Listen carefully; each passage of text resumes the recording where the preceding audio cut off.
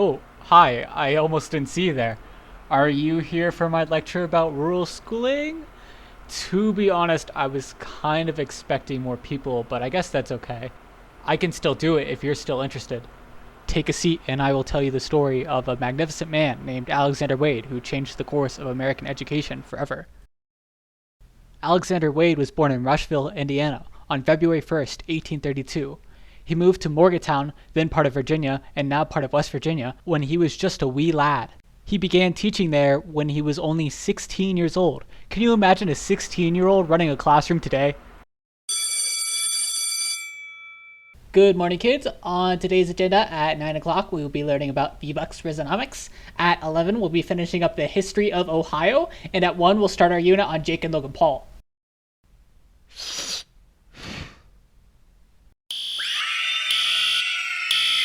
Truly the stuff of nightmares. Alexander Wade was then promoted to superintendent of Monongalia County Schools, a position where he spent most of his remaining life. In 1881, he published a very important book. In fact, it is the book that defined his legacy and the one we will be discussing today. He called it A Graduating System for Country Schools.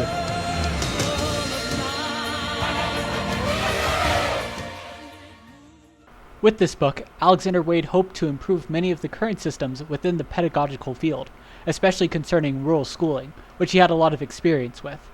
He begins his first lecture by discussing something I think we can all relate to. If you don't like to go to school, then you're not alone. In 1888, only 1/3 of all school-aged children attended school regularly, which was even lower in rural communities because many children spent all of their time working for their parents to avoid poverty. Alexander Wade said of this fact, "We cannot reasonably expect the most satisfactory results until the attendance upon our public schools be made more general and regular." Don't ask me why he's British, I don't know either. His solution to this crisis was compulsory education, which meant everyone had to attend school or else they might be punished.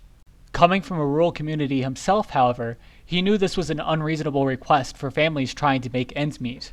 To make it a somewhat fair trade-off, he wanted to ensure that students who had limited time in the classroom were able to benefit from it to the utmost degree. For this, Wade had a theory.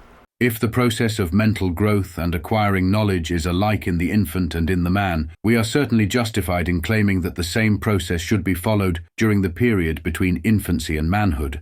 Once again, I don't know why he's British.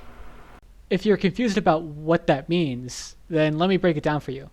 If stupid, dumb, mush-brain infants and small children learn by just interacting with stuff and watching their parents work around the house, then that suggests there is an inherent willingness and urge to learn within every human on the planet. Alexander Wade claims this trait continues throughout childhood and adolescence, and that schools simply need to do a better job at harnessing it. Yeah, that's easier said than done, said every single educator on the planet simultaneously, loud enough to burst your eardrums. Ouch! Well, Alexander had a solution for this that was quite revolutionary for 1888 standards. It was called standardized testing! Now, before you start hating on standardized testing, let me first tell you what Alexander Wade planned to do with it. His idea mainly focused on judging teachers, not students. Back then, schools could not distinguish a bad teacher from a good one because there was no universal measurement to compare them on.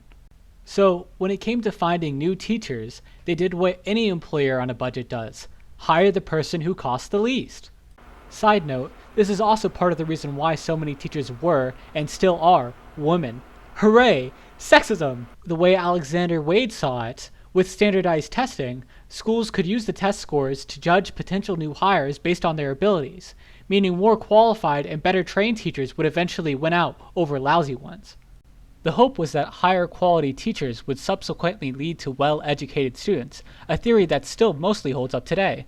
Standardized testing also came with the bonus of providing teachers with feedback about their students' progress in school. For example, if Billy struggled with arithmetic, that would be reflected in his report card. The teacher could then single Billy out for extra assistance, creating a more personalized and fulfilling educational experience. Additionally, Billy would have to demonstrate proficiency in the fundamentals before moving on to more complex materials like calculus, meaning he wouldn't waste his limited classroom time studying something way beyond his level. Most importantly, though, Billy would not be able to graduate unless he proves he's worthy of the degree. Ahem. No Child Left Behind, I'm looking at you. Through his work, Alexander Wade proved that when using test scores correctly, schools are more accessible to rural and impoverished communities. Wow, Mr. Daring, you're probably thinking right now. Those are some pretty cool ideas, but how did Alexander Wade get people to listen to him, and what eventually happened to him? Those are some pretty good questions, and for that, you get a gold star. In 1879, a few years before his book was officially published, Alexander Wade rolled up to the bigwigs at the National Educational Association in Philadelphia. The NEA is the largest union in the country, and it is built by educators for educators. Feel free to take that slogan from me, guys. He then yapped about his ideas to a few influential and intelligent people who liked what he said. They actually passed a resolution stating, Resolved, that the attention of the state superintendents of public instruction throughout the United States be called to the propriety of adopting a graduating system for country schools. This resolution essentially made Alexander Wade the Chappell Roan of teachers, as he was your favorite educator's favorite educator, also known as every student's worst nightmare. Now, I don't want you to get this wrong. Alexander Wade did not invent standardized testing. He was just among the first to advocate for its use nationally at non-university level public schools. In the years to come, Alexander quit his job as superintendent and became principal of the only all-black high school in Monongalia County. He remained in this role until he passed away on May 2, 1904, at 72 years old, while visiting friends in Richmond. Unfortunately, he did not write another book about education for the remainder of his life. He is currently buried in Morgantown.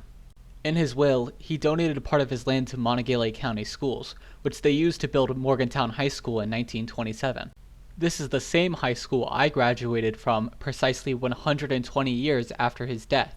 My grandma, grandpa, father, uncle, aunt, and sister all graduated from this school too. Well, that's all the time I have. Thank you for joining me on a trip through pedagogy and time. I am Alexander Wade Daring Jr., and I have been your teacher for today.